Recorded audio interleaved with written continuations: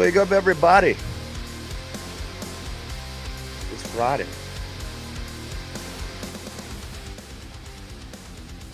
Good morning, everybody. Welcome back to the show. It's episode 651. Bengals Friday. It's Black Friday. The day after Thanksgiving.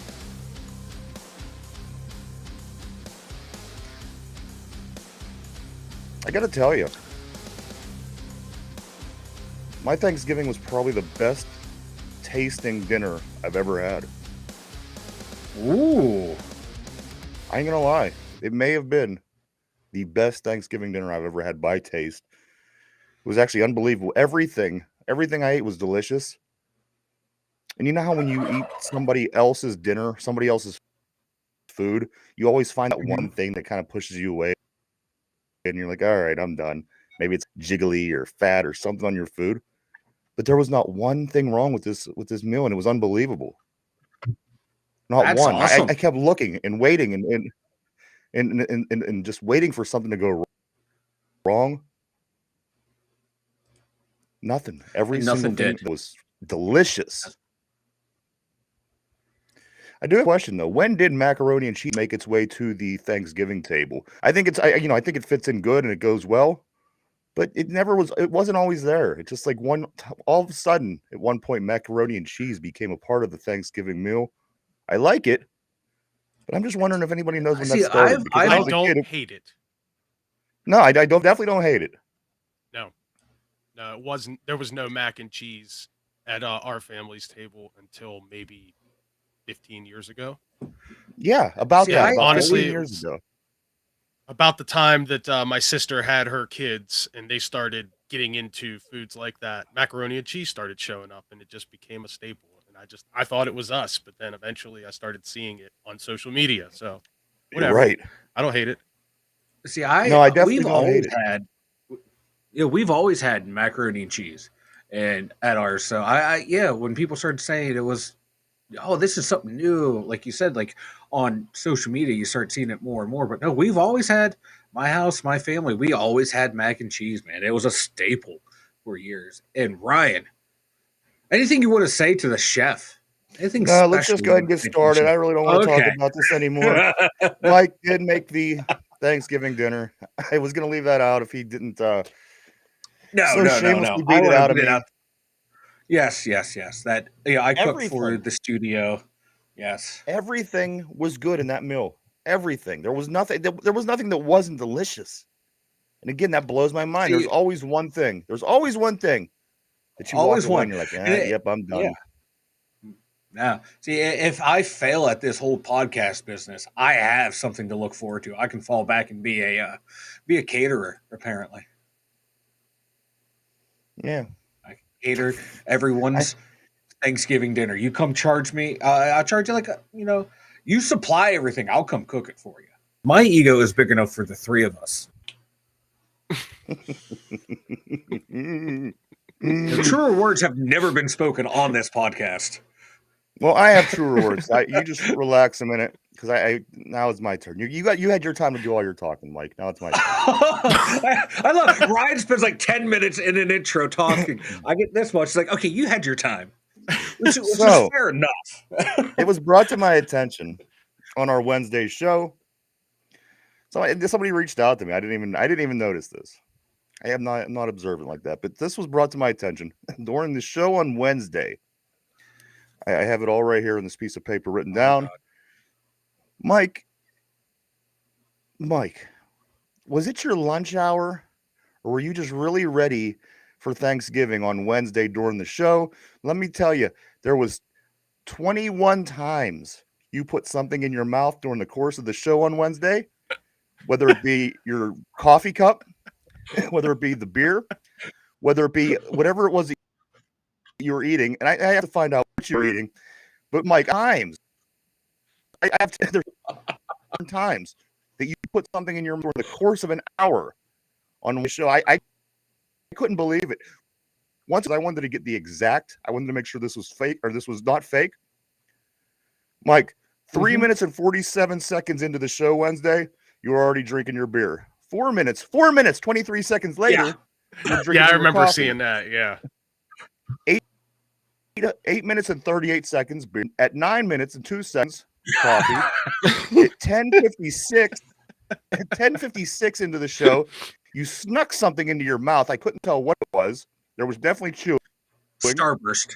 I was twisting apart small pieces of Starburst.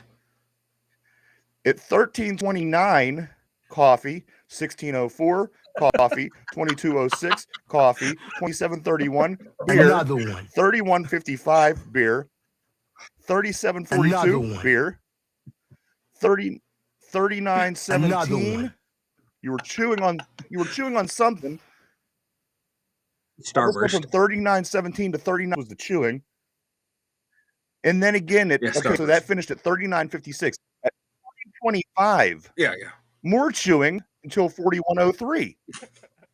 So in between this time, when you're not chewing, you're doing this thing with your tongue. You're cleaning in between your cheek and your teeth. Right there. Starburst got stuck. So then, are you on drugs? So that was 41:03. No, I don't have any with me right now. Yeah, what's going on? I think this is lunch hour for him. Well, he thinks this is lunch hour. Wait, Mike, please. Yeah, Mike, I'm just starting the second column. Hang on. At 41:03, you finished your chewing. At 41:03, you finished your chewing. At 42:41, you stuck something else in your mouth, and you chewed until 43:42. At 44:18, more beer. 47:12, beer. 53:31, beer. 53:39, stuck something in your mouth again. 57:24, beer. 1 minute 3 seconds and 1:03, beer. And 1:05:26, beer. 21 different times. And just to put this in comparison to make you, put it in a way you can understand. 1 hour. In 1 hour, Finch took 4 drinks. Averaged out to be every 15 minutes, Finch took a drink. You averaged every 3 minutes. Okay. Every 3 minutes, you were shoving something into your face. So the question was, Mike, did you think that it was Thanksgiving starting early? It was your lunch hour? I mean, there's different. I mean, of the 23 hours of the day, that was the day that you chose to eat during that whole hour.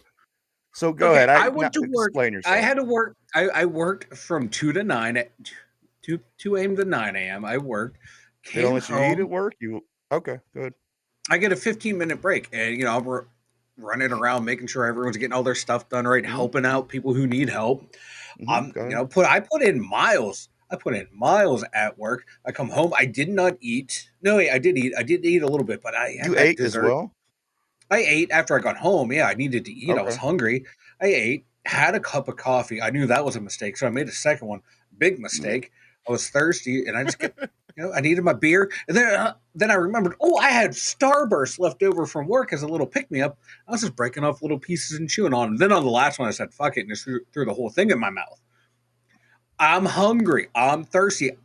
I've been up now for probably 12 or 10 hours right now. So this is like dinner time for me, boys. I mean, like it's an been hour, a long night, long day. That's like the minimal time to do a show. You figure if you could last an hour, okay. I can't. I don't have to get up and go to the restroom, anything like this. It's an hour. You manage to shove something every 3 minutes. You get on. Longer. I had a little. I try not to eat. It was I couldn't believe my eyes when I was watching. I thought maybe 10 times. I know. Like as soon as you 21 different times.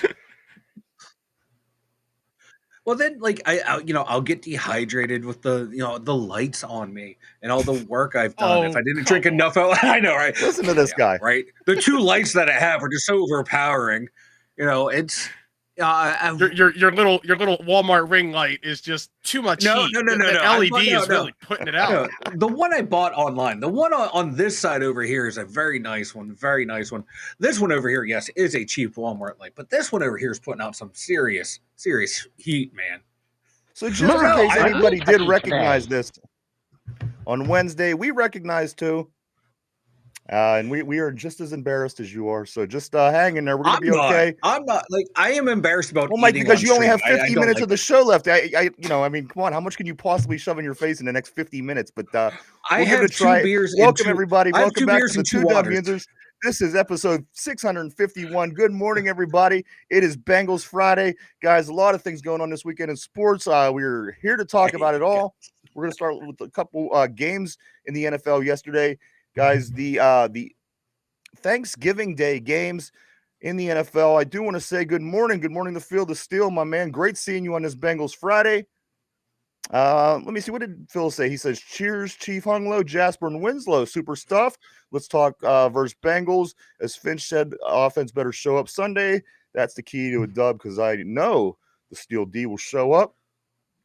I agree, guys. We'll get into the Steelers. We have a lot to say. We're gonna get into over-unders. We're gonna get into predictions, things like this, guys. Let's just blow through these Thanksgiving games real quick.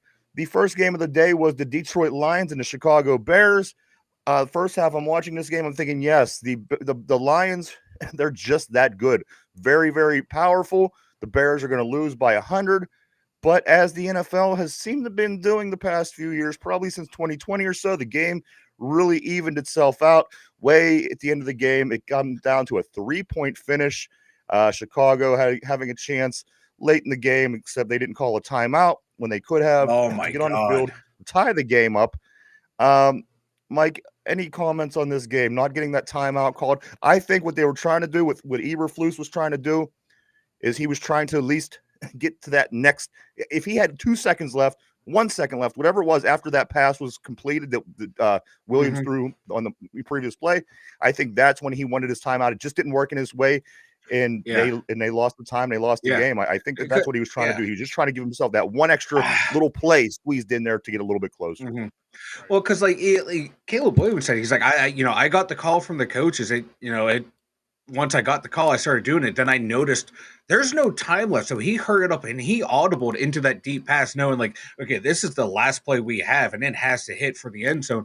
And if the guy would have caught it, in stride, it would have been close. It'd been like the reach against Tennessee and versus what the Rams in that Super Bowl have been really close. But Eberflus, my God, that was like it was horrible clock management. I would have called timeout just to fire that guy. Well, he saved that timeout for to get home and use that timeout with his family at Thanksgiving to get some more time with them. Apparently, this guy's an idiot. How he was not fired like immediately after the game? That was just poor clock management. Like it was like some of the worst might be the worst I've ever seen. That's not hype either. That is just it was just poor. That Eberflus, he's already on the hot seat anyway. Correct? Yeah. Oh yeah. Okay. Yeah. For how it ended last year. Yep. Let's get to the next game, Finch. I'm going to come to you on this one. Dallas and the Giants, two pretty bad teams. I guess the Cowboys could work their way back into things if they really play out well here. The Giants have been officially eliminated from the playoffs yesterday by taking that loss. But the Dallas Giants game, to me, guys, was just a Thanksgiving game to fill time while you're filling your stomach and taking your nap. Anything about this Dallas Giants game that sticks out to you, Finch? Yeah, I found the halftime performance was really nice. Who was that? Who's a country singer? Yeah, some girl. Badoozy. No, he did the Detroit one. My bad. Nah, it was. That's what I'm still Haley, thinking. I'm thinking of the guy Haley that did something, the country song. And then they brought out Jelly Roll, and Jelly Roll did a little. Okay, I did see Jelly Roll. And I'm not like a big country music guy or anything, but I thought it was good, and it was definitely the best thing about the entire telecast. Because otherwise it was trash. It was just a stupid game. And that was said it theme. before. It was just because in Detroit, game. I didn't care. I fell asleep. It was a fill-in. I was eating a turkey. It was Thanksgiving. People were eating. Yes. Usually, what that Dallas game is on it must have been the theme was country music because was that gentleman I don't know what Shabuzi. Yeah. Tryptophan. But I do know that there was a bunch of cowboy-looking girls out there at one point dancing around. It all kind of runs together. I don't recall which game was which, but the Dallas Cowboys won. Cowboys did win 27-20. They did win that game, 27-20. And then the sun did not get anybody's eyes. CeeDee Lamb dropped a couple passes in that game, And there was no sun, so I don't know what his excuse is this time. That's true. Yeah. Finch, you were the only one that did take an L. Putting it out there. Finch, you were the only one that took an L that one, yesterday. though, when he was trying to get... Yeah. But there's a lot of games left, so I wouldn't get discouraged. Plus, the other two are pretty bad at this, so I like your chances. Go ahead, Mike. No, I was going to say that CeeDee Lamb one, though, when he did drop that touchdown pass, that sun was right in his eyes. It was like looking at a solar eclipse. Excuses. Yes. I like CeeDee Lamb, even though he is on the Cowboys, so I'm willing to stick up for my guy. Finally, guys, the game last night, the Green Bay Packers and the Miami Dolphins, the one that I really couldn't wait for, just because you're so used to seeing Detroit and Dallas every Thanksgiving. I like that third game now. It gives you a little bit of it breaks up the monotony a little bit. The Green Bay Packers, to no surprise at Lambeau Field, take down the Miami Dolphins 30-17.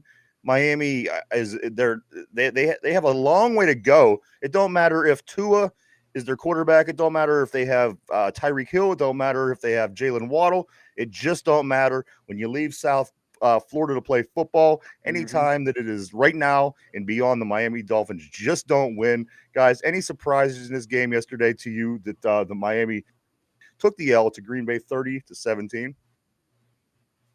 None whatsoever. Like you said, if it's not 75 and sunny, they don't know how to play. They are a soft team. Like Green Bay, a couple of their guys were saying, them boys look cold. They don't know how to handle the elements other than, if it's 90 degrees and the other team's sweating out. They can't beat a team on the road in cold weather, and they can't beat anyone with a winning record. This team they're a fraud year in and year out. They are a joke. They're a blemish on the face of the NFL. Dolphins are a stupid animal. I can't. Wow. I'm surprised they didn't lose by more. I'm surprised that Green Bay didn't put up. Let me ask you guys. I always kind of had this feeling. My man went out and attacked.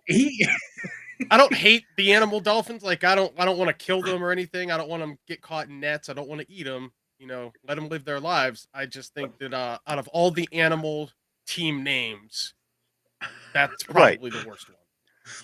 The least masculine, and then they don't have exactly. They don't have. It's not even about masculinity. I mean, come on, Cougars, like a team called the Cougars, like Blackhawk Cougars is more, and Cougars literally what we associate with a woman nowadays. It sounds. But it is a ferocious feline, though.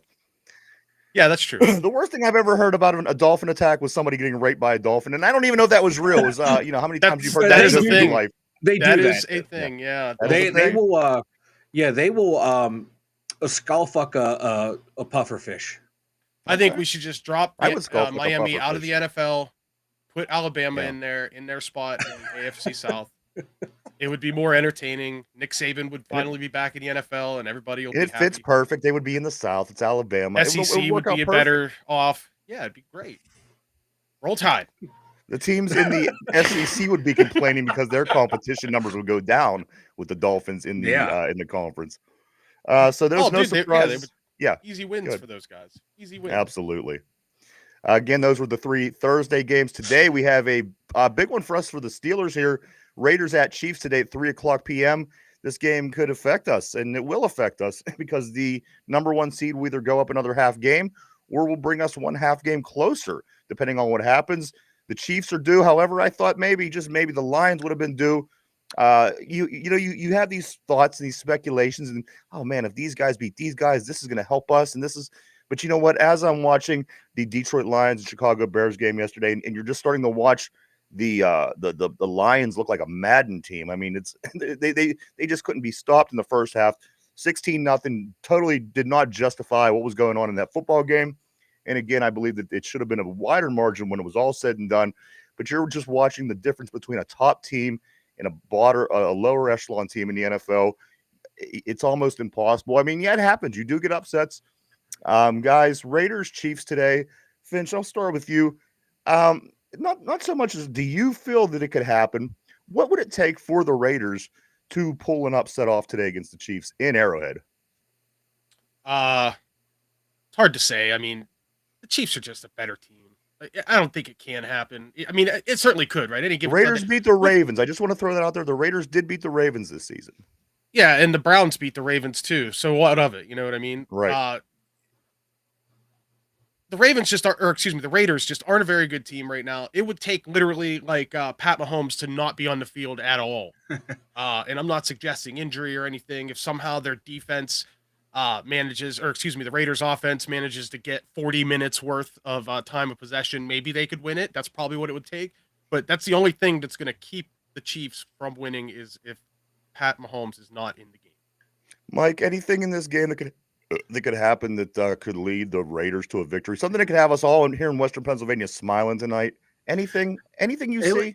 It would take a Herculean effort from Max Crosby if he can totally take over the game, exploit the weak tackle play from the Chiefs, move him around. I know the Chiefs picked someone up off the waivers. They're supposed to be a decent tackle that they're going to plug in there because their rookie tackle's struggling. But it's going to take Max Crosby to take this game over, which he has before against them. But then he'll run his mouth to Mahomes, and that wakes Mahomes up, and then they get their ass beat. But they have beat them in the past, but I don't see Aiden McConnell beating this team. And Steeler Freak saying, that Chiefs O-line is suspect. Chiefs defense isn't what it was last year, but it's still pretty good. But I don't see a way the Raiders can upset them. But however, it has happened in the past where the Chiefs do get upset by the Raiders. That's just a thing that happens, man. It's divisional opponent, man. It's like Or lose to Mike, the Browns. You hate it. Or was it we stated the past couple of days on the show? The New England Patriots were a juggernaut for 20 years, yet the Jets, the Bills, and the Dolphins found ways year to year. I mean, it wasn't many, maybe one a year, two a year for those teams. But you know what? Those teams generally find ways. And as you said, Mike, they know that team better than anybody else, as we know the teams in our division better than anybody else. Guys, let's get to the game that matters. Real quick, I think Pachenko is back this week for the Kansas City. He hasn't played since week 2. So if he can come back, if he is playing and if he's healthy, that's going to strengthen their run game. And I think that's going to help their passing game as well because they're down to like wide receivers 3, 4, 5, and 6. That's what I'm saying. At some point, something's got to give with this team. I know, right? Something. Guys, let's get into the only game that matters. This game is going to be 1 o'clock on Sunday at Cincinnati. The Pittsburgh Steelers will be invading the what's the stadium called over there, guys? Paycor? Paycor. We'll be invading Paycor Stadium. All the Yinzers, I know all the Yinzers will be making the trek over. It's a short trip, guys. A couple things, though. I do want to wish today happy birthday to our quarterback, Russell Wilson. Today is his birthday, guys. Give him a big shout out and a big happy birthday wish. He's another year older and another year experienced, guys. Maybe this will help our run. We are only, remember, 6 games away from this season being over. Unbelievable, in my opinion, guys. Only 6 games. But, guys, a couple concerns that I have here. Good morning, Ralph. Good morning, John. Good morning, Fearless. I don't want to forget anybody. Good morning, all. Happy Thanksgiving and happy Black Friday to you as well.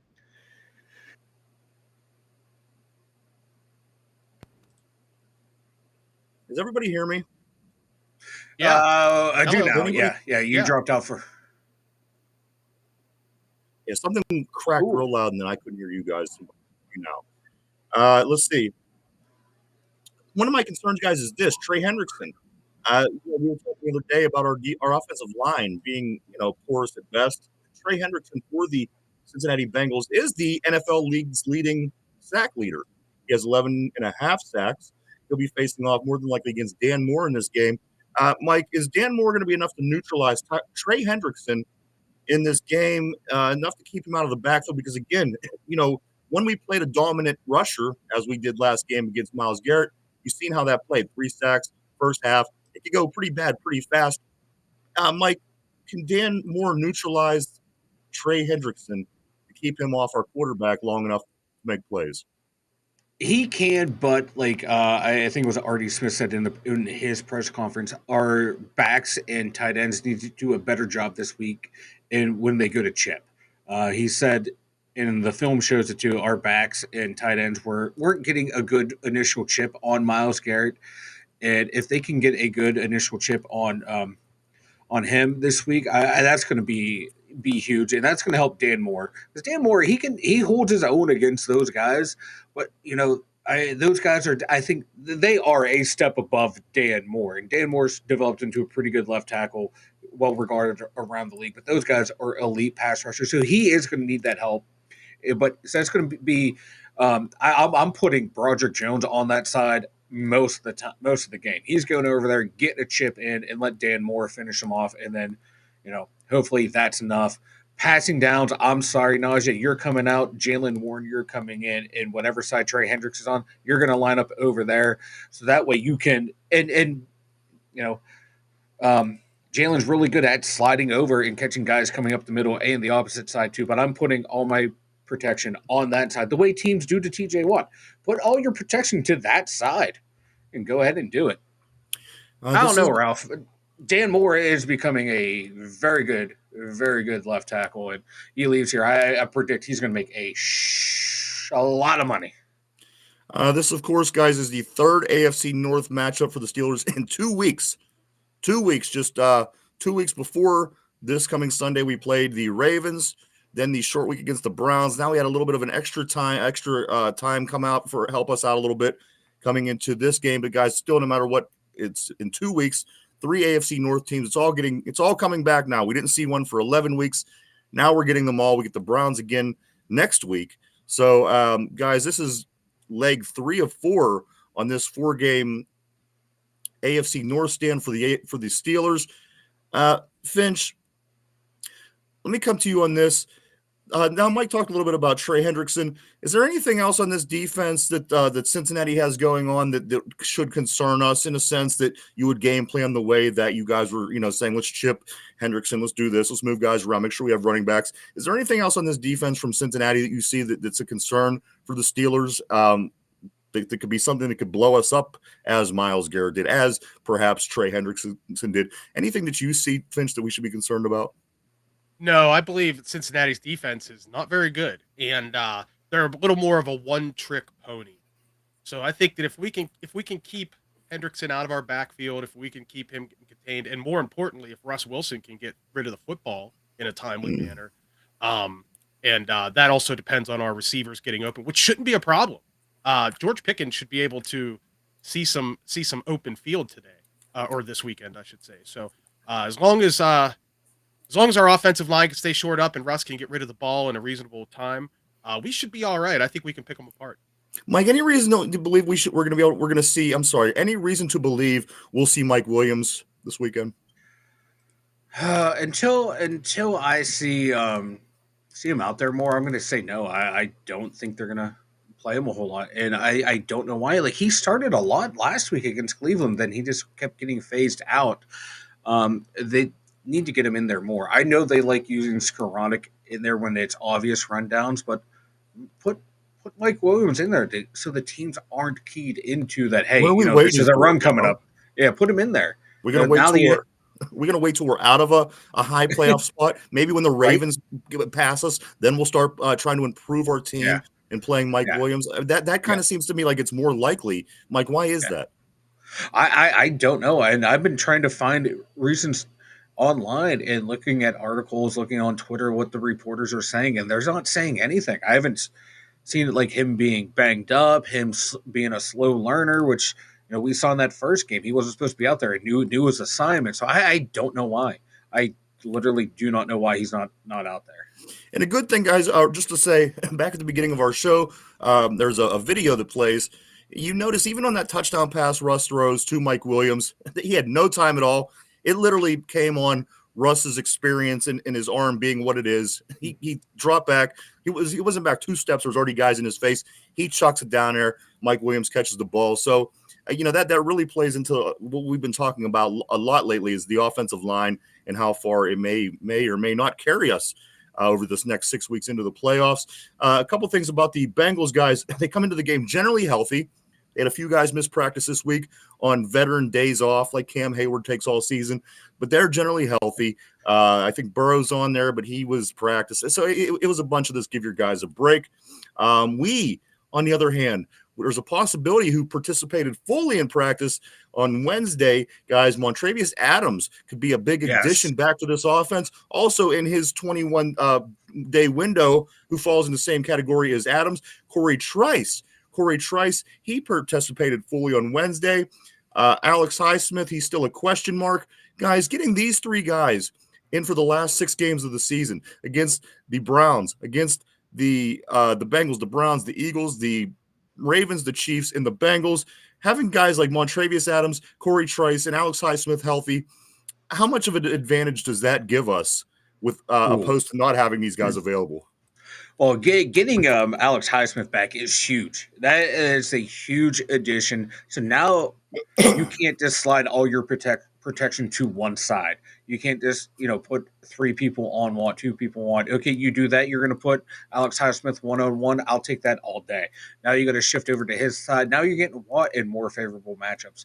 Oh, now we can move Watt around. Now that we have Highsmith back on that side, we can put Preston Smith or Herbig over where Watt is. Watt can line up in the middle, rush that way, drop back into coverage that way, confuse the quarterback, confuse the offense. That's huge. Montravius Adams, that's going to be a good one right back there.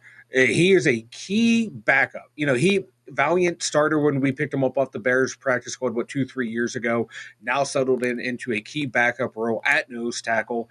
That's what I'd like to see, because now I think you put him in at nose every once in a while, slide Keanu Benton out if Ogunjobi needs a break, and then Cam on the other side. That would be a nice rotational piece right there, so you're not losing a whole lot when Benton comes out. I think Montravius Adams is so much better than the other backups we have. That's huge. Corey Trice, still a project, but I liked in the limited time we saw him. We liked what we saw from him. That body available. And the Steelers love what they see from him.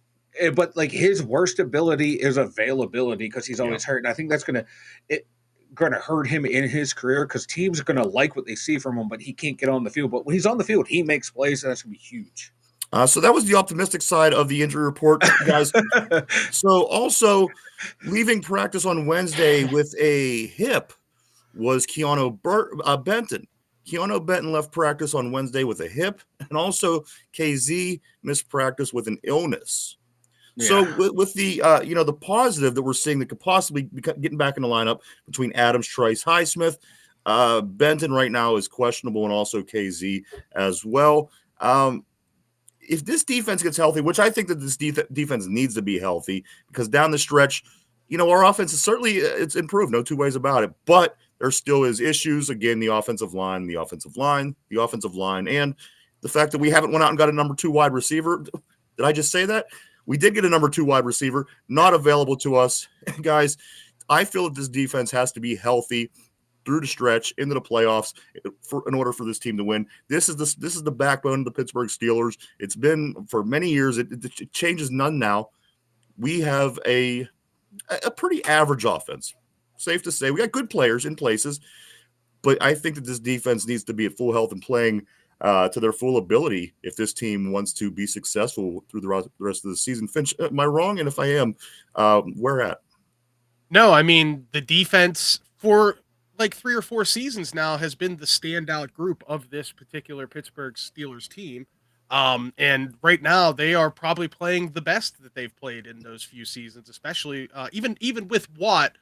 His numbers not really coming through. I think a lot of it does come down to not having someone on the other side. I mean, when you got 3 offensive linemen or 2 linemen and a tight end just spying Watt every single play, holding Watt all the time and not getting called for it as well. Let's not forget that's a thing. Used to happen to James Harrison. Now it happens to Watt. Used to happen to Watt's brother. They're just so good that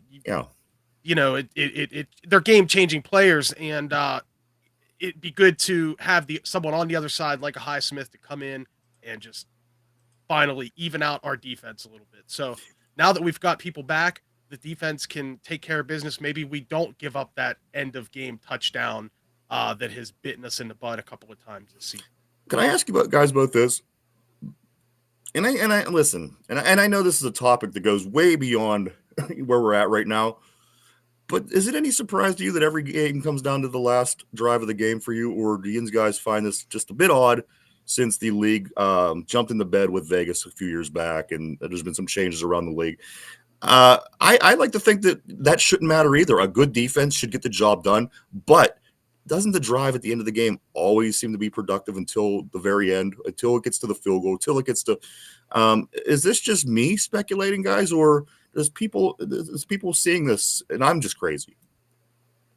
I think it's definitely worth speculating, right? You see a lot of questionable stuff happen in the NFL week in and week out.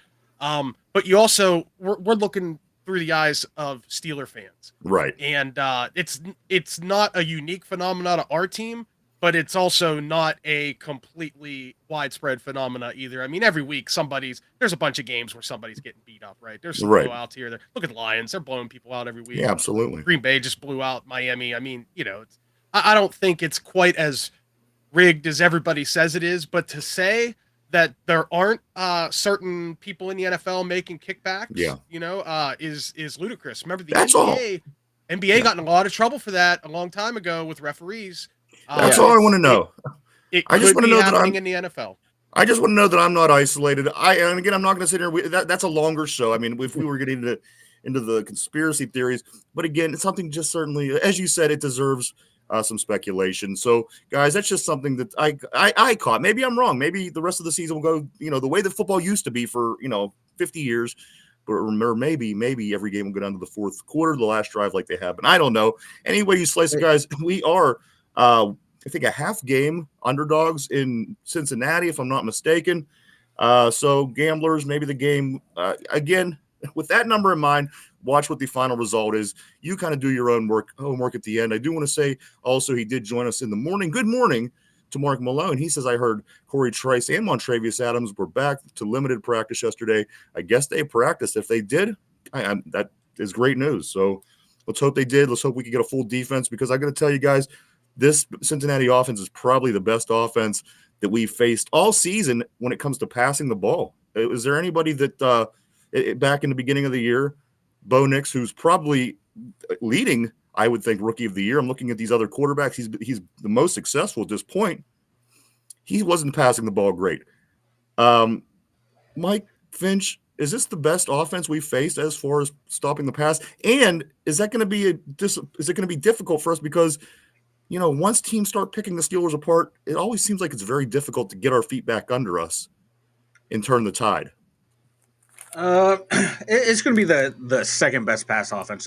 Surprisingly, it was Baltimore. Baltimore was the best passing offense in the league. He leads the league. But you look at the receivers, for receiver wise, player wise. If you look at Joe Burrow's numbers, what he did against the Ravens in the receivers, this is the offense I'm talking about. Let's talk about this Bengals offense, guys. Can we stop this passing game of Joe Burrow? I think we can. I'm looking at time to throw. A lot of the quarterbacks we've been facing recently have been quicker than Burrow getting the ball out of there.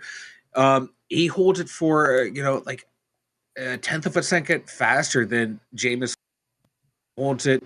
A tenth of a second, 13/10 of a second faster longer than Jaden Daniels. So that will give our pass rush to get to him faster. And he's under pressure 31% of his snaps.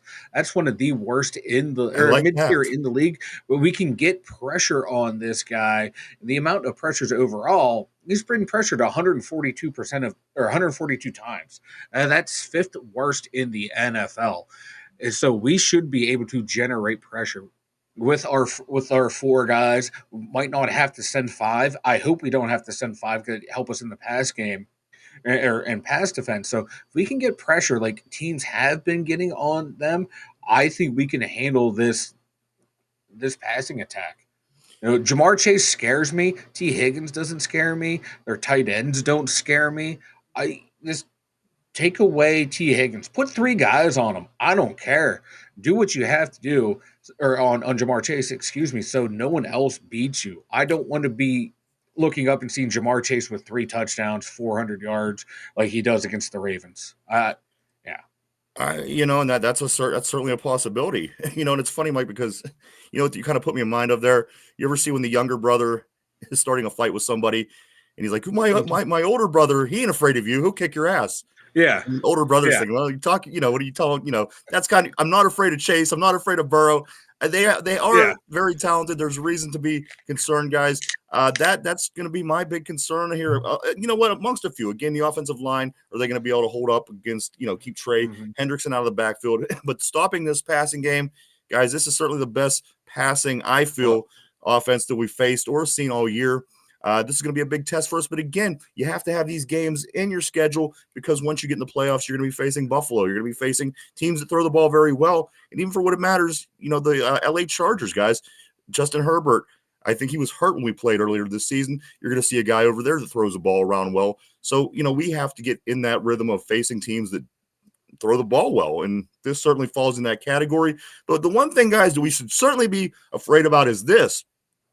The Bengals will wear their winningest uniform combo. They always do this against the Steelers. Ooh. They always try to mix and match their home uniforms. Remember, they went with the all white the one year, and they was like, this is the opening game against the Steelers. We're going all white. There's no way they could beat us, and we beat them.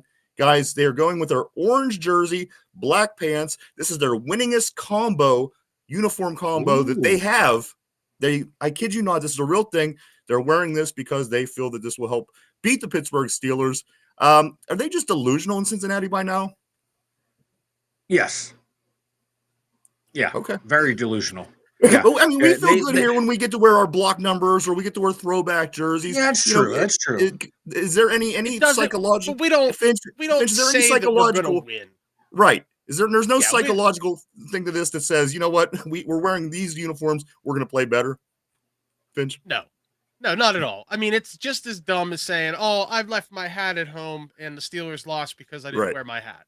It's the exact You cannot make me get up from my spot on the couch during a Steeler game. That's all I'm saying, but I'm going to leave it right there. No, all I'm saying is when I storm out of wherever I'm watching the game and I seclude myself, we play better. Okay. And you know what I do? I know that to be fact. I know that to be fact. That's true. I know.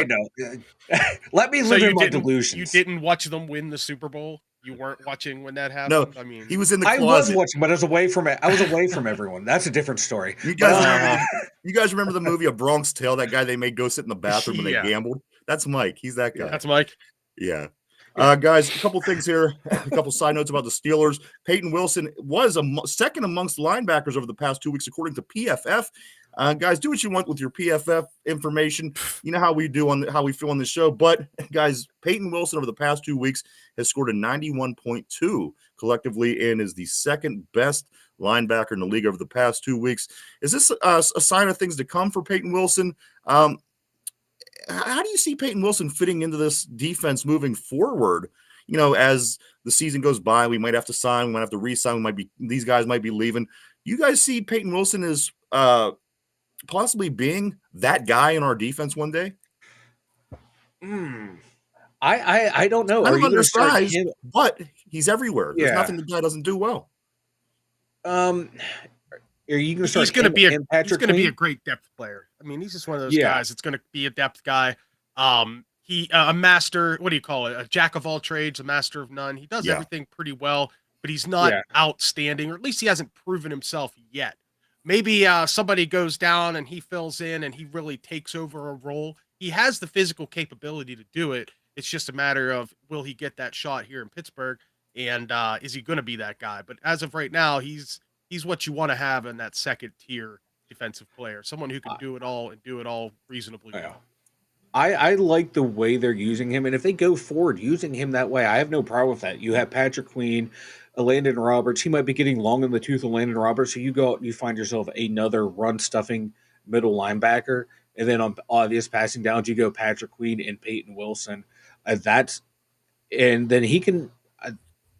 I just keep using him like that until he shows he can be a run stuffer, because Patrick Queen's not a run stuffer either. I'd rather have someone out there who can be like an on-ball linebacker, be that traditional thumper, kind of like a Vince Williams was. That guy that will just sit there and plug the hole and let everyone else do what they need to do. That's the role Landon Roberts taking. I think we're going to have to find someone to replace him eventually when he leaves. And then Peyton Wilson, like Finn said, is going to be that depth player, that role player that you can move around that defense.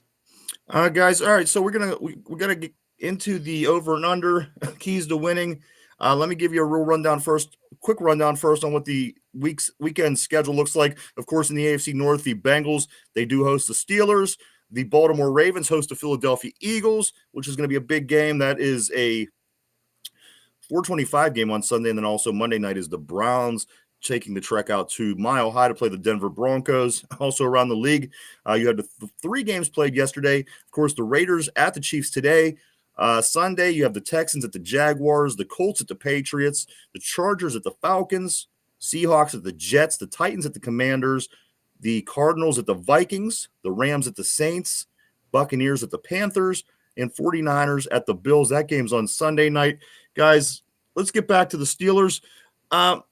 Before we get into over-unders, Finch, what's your keys to winning this football game for the Pittsburgh Steelers on Sunday afternoon? Once again, it's Russell Wilson making plays. We need him to really step it up again. Like he looked good in the second half against Cleveland in the snow. I mean, he stepped it up and made some plays that could have won us the game. We need to see that guy. We need him, not the guy that played in Baltimore a few weeks before that. We need Russ to take over. We need him to get rid of the ball quickly, make snap decisions, quick plays. And I think the defense, we might have trouble with Jamar Chase, but I think the defense will ultimately not give up as many points. Mike, what's the keys to winning for you? Me, when the Steelers have the ball, it's going to be a ball control offense. I just come across the stat. The Bengals have allowed 4.9 yards per carry and 9 touchdowns. That's fourth most and tied for third most to runs from under center. Just line up old school football and run it down their throats and then hit the play action to Muth, hit the play action to George Pickens, maybe Mike Williams, but just run the ball. And then when we're on defense, it's getting pressure on Joe Burrow. When another stat I saw, he holds on to the ball almost a whole second longer when he gets initial pressure. So if we can get a guy on him fast, he's going to hold the ball. That's going to allow some of our front four guys to get to him, get pressures, get sacks, throw him off rhythm. I think this is a game the defense needs to blitz more. I know I was saying I'd like to see, only rushing 4, keeping someone else in coverage. Screw it, man. Send 5, send 6 occasionally. Make him hold that ball longer. Make him get happy feet back there and see if we can take advantage of them. John said third down conversions and red zone TDs. How long can how successful can this team be? That goes without saying. How successful can this team be if we have to kick field goals instead of touchdowns in the red zone the rest of the season? I don't think you could be good enough, but somebody's going to beat you eventually. Also, Mark says, I think we should run into 9-man boxes over and over and over again. Surely things will turn out different this time. Guys, let's jump into the over and unders. This is going to be, it's going to be somewhat rapid, Mike. But I am going to start with Finch today. Over or under Finch, Russell Wilson, 1.5 touchdowns thrown Sunday against Cincinnati, 1.5 touchdowns. Finch, over or under? Over. Mike, Russell Wilson, 1.5 touchdowns thrown, over or under? Over, and that will tie him for the most touchdowns since Ben Roethlisberger retired. All right. Najee Harris, Finch, 0.5 touchdown ran, over or under? Najee Harris, 0.5 touchdown on the ground. Is he going to get one, or is he not going to get one? I'm going to go under. I think that if anybody scores a touchdown on the ground, it's going to be either Justin Fields in some sort of trick formation, or I think Warren's going to have a breakout game. I think we might see Warren do something. Mike, Najee Harris, 0.5 touchdown. Does he get one or no? No. All right. George Pickens, Finch. George Pickens, 0.5 touchdown catch. Over or under? He's getting one. He's getting one this week? He's getting one this week. GP. Oh, yeah. GP is due. He's going to go over. He's hungry. All right. This one is, I was going to bring this up a little bit earlier about the late, as of late, Washington getting a lot of catches and youth, kind of average. So I'm going to start with this, guys. Pat Freiermuth, Finch, 3.5 receptions. Does his number stay low and he shares them with Washington, or does he have one of his better games? 3.5 receptions this game, Finch, over or under for Pat Freiermuth? I'm going to go over. With the Bengals pass rush being pretty darn good, we're going to see a lot of open middle of the field, those short 4 or 5 yard plays that Freiermuth just puts up. And I think we're going to see him see a lot of those short possession gains. Mike, Pat Freiermuth, 3.5 catches. Finch has over. Like, I'm taking the under. Okay. A quick explanation before I move on, or you all right? No, I'm just taking the under. Okay. I'm just not feeling it because, like you said, what's Washington's getting more and more targets, and I think Russ is starting to spread the ball out more to more guys too. All right, guys, that brings the brings us to the next one. Finch, Mike Williams, 1.5 catches. Mike Williams, 1.5 catches. Finch, over or under? Under.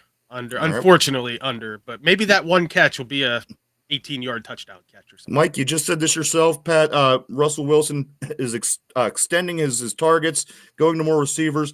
Brings me to this for you, Mike Williams, 1.5 catches. Mike, does he do it or no? He does it. He gets. Does it? He doesn't, or does it? Doesn't. Does over. Does it? Over. Okay. He gets. Does it? He does it. I know you have your little tricks of never being wrong, so I have to question those kind of things. I'm taking the over. I'm taking the over, baby. Because it would have been doesn't if it didn't happen. Okay, so exactly. All right, guys. Derpy up in this mofo. Boswell, Finch, 2.5 field goals. Boswell, 2.5 field goals at Paycor Stadium on Sunday. Over. I'm going under. Under 2.5 for Bos. All right. Michael, over to you. Same question. Chris Boswell, 2.5 field goals against Cincinnati. Over or under? It feels like one of those games. I'm taking the over. Okay, fair enough. The last offensive question, last offensive over under. Finch, 1.5 turnovers. Our offense commits 1.5 turnovers. Is it going to be over or under against the Bengals? 1.5 turnovers committed by our offense. Under. We've taken care of the ball pretty well this year. There's been some bad plays here or there, but for the most part, pretty good. So I think we're going to continue the trend. Mike, last offensive over or under? 1.5 turnovers committed by our offense. 2, making a fumble. I'm going to take the under. I think we do turn the ball over once, but it's not detrimental. All right, Finch, over to defense. We're going to hop on the other side of the ball, but we're going to stay with the same question. 1.5 turnovers caused by our defense. Finch, over or under? I'm going to go with the over. Once again, our turnover ratio is one of the best in the NFL. Our defense is really good at stripping the ball. I think we have a chance to pick up a couple turnovers, and that may be the deciding factor in this game. All right, guys, that leads me to my I'm sorry, Mike. Mike, defensive turnovers, 1.5 caused. I'm taking the over. I'm taking the over, and I am calling it right now. Minkah Fitzpatrick will make a splash play. For some odd reason, he rises to the occasion against the Bengals, and one of them will be an interception. Guys, that leads me to my next two. My next two over-unders. Finch, Watt and or Herbig. 1/2 punch out. Watt and or Nick Herbig, 1/2 punch out, over or under? Under. Okay. Mike, Watt and or Herbig, 1/2 of a punch out, over or under?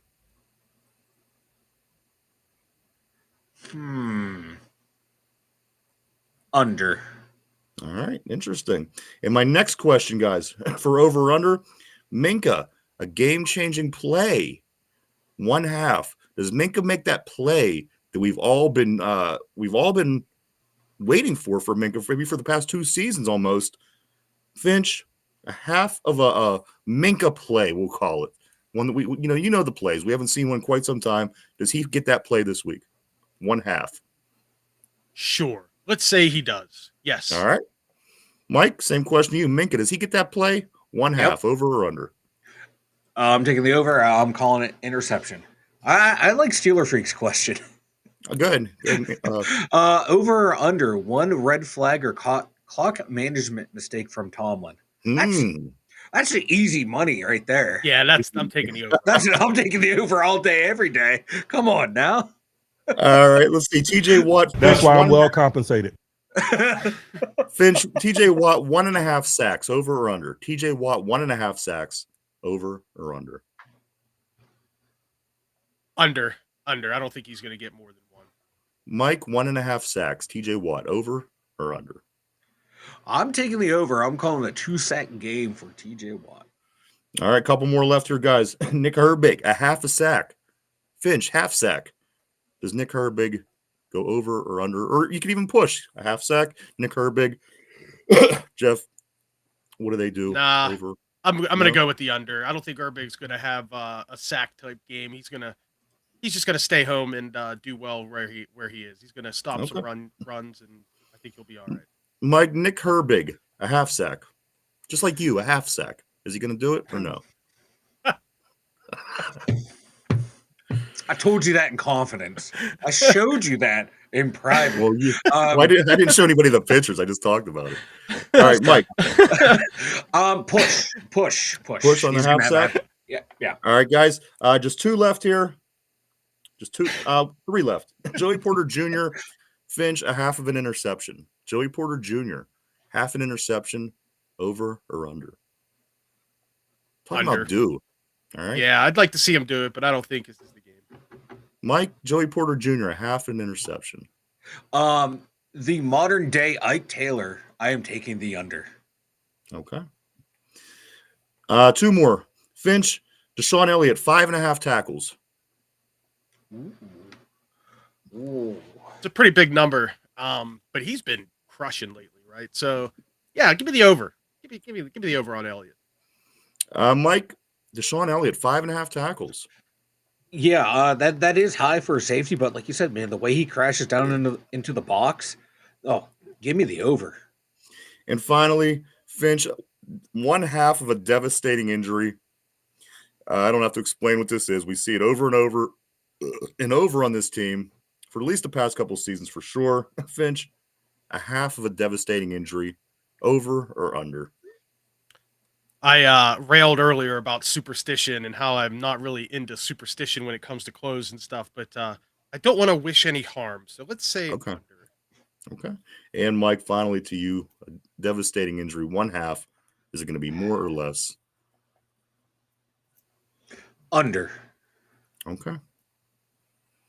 Today, this will be the game we come out completely healthy. I hope you're right. I hope it's a good visit to Cincinnati. Guys, going there, getting a win, coming home healthy would be huge, especially because we're coming back home to play the Browns again next weekend. And then after that, guys, it's the Eagles, the Ravens, the Chiefs. So, it doesn't get any easier from here.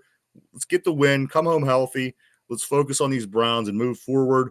Guys, that is the over or under for the game for the Cincinnati Bengals. Going to go through a couple things here, Mike, before we do jump into starting to wrap things up. The Pittsburgh Penguins, they play 2 games this weekend. They play tonight at the Bruins. That game starts at 6:30. The Pittsburgh Penguins come into the game with an 8-12-4 record, while the Boston Bruins are 11-10-3. On the second leg of their weekend, the Flames actually visit us tomorrow. Calgary's coming to town to play here in Pittsburgh. The Penguins game between the Flames and the Penguins starts tomorrow at 7. The Pittsburgh basketball team takes on Ohio State today at 2:30, a half hour before the NFL game starts. If you want to flip over and check this out, Pitt is 6-1 going up against Ohio State at 5-1 at Ohio State. Pretty interesting game for the Pitt Panthers in college basketball. College football, you have the Pitt Panthers traveling to Boston College to wrap up their regular season tomorrow at 3 o'clock. Maryland is traveling to Happy Valley to take on the number 4 Penn State tomorrow at 3:30. Texas Tech is traveling to West Virginia tomorrow at noon. And finally, a big game between the Michigan Wolverines and the Ohio State Buckeyes. I think this one's going to be a little lopsided, where the Michigan Wolverines are not quite the team that they were last year when they won a national title. That game is at noon tomorrow. Mike, why don't you go and tell everybody about the website? The2dumbyinjuries.com. Check it out, everyone, especially if you're new here coming through. We have links to all of our social media and to the Discord. Check it out. We got the merch store, the blog. Check it out at the2dumbyinjuries.com. All right, guys, let me grab a couple of these messages here. I don't want to leave anybody out. I'm going to start with Field of Steel. Steeler D1 game versus Ravens versus Browns. Coach lost it. Sunday, it's a Steelers offensive turn to win the game. I'd like to see that. Also, Mark Malone says, I ain't running. Running the ball. Don't get me wrong. Oh, I ain't against running the ball. Don't get me wrong. But, man, can they not check out those runs once in a while. John also says one red. Okay, you got that. Mark Malone says Watt is due to pull another Hulk Hogan out there. And what's that? Said he got to do something out there. Absolutely. And then John, I said over for sure on one of the over or unders. Guys, we do have one more Bengals trivia. For some reason, I thought after Thanksgiving things were going to change and it was already going to be Browns. And I made that comment on Wednesday. I apologize. But yes, guys, today is one more Bengals question until the end of the season when we wrap things up against the Bengals. Guys, this is the question of the day, which is a Cincinnati Bengal question. Finch, Mike, put on your thinking cap. Guys on the board, everybody at home, here we go. Which quarterbacks beat the Cincinnati Bengals in their 3 Super Bowls? Everybody knows that the Bengals went to 3, lost all 3. I need to know the quarterbacks of the 3 Super Bowl wins against the Cincinnati Bengals. Take a minute to think that over. We're live right here 5 days a week, Monday through Friday, 11 a.m. to 12 p.m. Eastern Standard Time, every day right here on YouTube. All right, guys, the question of the day. Which quarterbacks beat the Cincinnati Bengals in their 3 Super Bowls?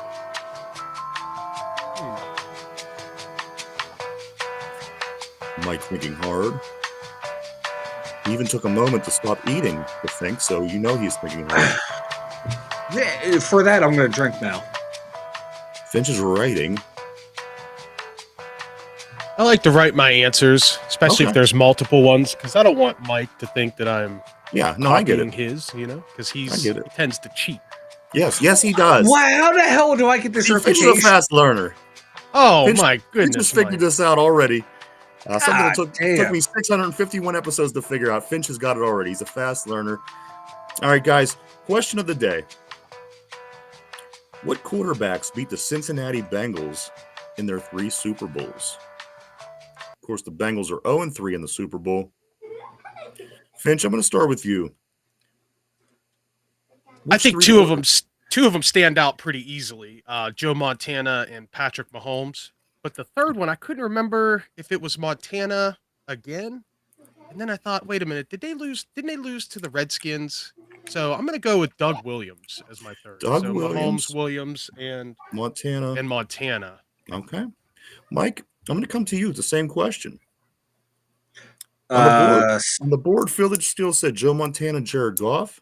Finchy says Patrick Mahomes, Joe Montana. Oh, not Mahomes, Goff. I'm so stupid, dude. You can switch it. You want to Goff? Stupid. Yeah, I'm dumb, dude. I don't know why I was thinking Mahomes. No, they're in the AFC. It's stupid. All right, Mike. I'm going to come over to you. Which 3 quarterbacks beat the Bengals in their 3 Super Bowls? Matthew Stafford. Jim McMahon. I think he beat the Patriots. Yeah, it was the Patriots. And then Joe Montana. Why not? All right. That's your final answer? Final answer. Finch got Doug Williams in there. John says Montana, Stafford, and Williams. All right, guys. That's your final answers. Here we go. Let's take a look at the answers and see if you're right. Which quarterbacks beat the Cincinnati Bengals in their 3 Super Bowl appearances? All losses, one in 1982, one in 1988, and one in 2021. In 1982, it was Joe Montana. You guys got that. Good job. 1988, it was Joe Montana. The first 2 Super Bowls were both losses to the 49ers. And finally, in 2021, of course, it was Matthew Stafford over Joe Burrow. So Montana, Stafford was the 3 quarterbacks to beat the Cincinnati team in their Super Bowl runs. That's the correct answer. But good job, guys. And you wasn't far off. You guys all seem to be one guy off. I think it was wondering if Montana won 2 or not was ultimately what was the I don't know why. Mike, anything for start getting ready to wrap it up, dude? I got nothing, man. I can't wait for the game, man. So here we go, Steelers. Here we go. That's all I got. What about you, Finch? Anything to wrap it up? We got a weekend, man. You got the Steelers. You got college football tomorrow. Some Penguins action. Anything before we take off, man? The Steelers are the only thing I'm looking forward to this weekend, and unfortunately, I have to work during the game, so that's lame. So I'll have to record it and watch it a little later in the day. So, but yeah, that's all I got going on, and had a great Thanksgiving, and the food was good, and I was happy with some football, and we're here, we're having a good time. You're right. That is only 2 quarterbacks, but they're 3 losses. The question was which quarterbacks beat Cincinnati and the Bengals 3 Super Bowl losses, and it was Montana in 82, Montana in 88, and Stafford in 21. My thing is this, guys, big game today. Enjoy the 3:00 game. The Raiders visit the Chiefs. We're going to hope to get a little bit of help from the Raiders. Maybe, just maybe they could pull a trap game upset over the Raiders or the Chiefs. I'm sorry. That game starts at 3:00. And then also all through Sunday in the Monday, guys, you have other important games after the Steelers play. You do have the Ravens and the Eagles, which is a huge game for us. And then ultimately Monday, the Browns and the Broncos, not just because of the Browns, but the Broncos. The Broncos be the team that we are more concerned about, I think, in that particular game. So a lot of good NFL coming out this weekend for us, guys. And again, Penguins, Pitt basketball, Pitt football. There's a plethora of good Pittsburgh sports to watch this weekend, but none bigger than, guys, of course, the big game at 1:00 on Sunday in southwestern Ohio against the Bengals. I do want to say thank you to everybody for coming and hanging out, checking us out today. We appreciate each and every one of you. We truly, honestly do. We wouldn't do it without you. Thank you. Everybody on the board, I want to say thank you so much. You guys always keep things interesting. There's no 2 ways about it. And everybody at home, I want to say thank you as well. Mike, I think that's it, my man. The Bears did fire their head coach as of 11 minutes. Oh, Eberflus is gone. There was an article. They should have had him fired by 11 last night, but go ahead. Dude, there's an article today I just read. It was like, he's confident he will be coaching in week 14. Apparently that was misplaced. That just keeps happening in Chicago now, right? In the last 5 or 6 seasons, they draft a really good quarterback, real high potential, high ceiling. And I expect them to be here in 3 years, baby.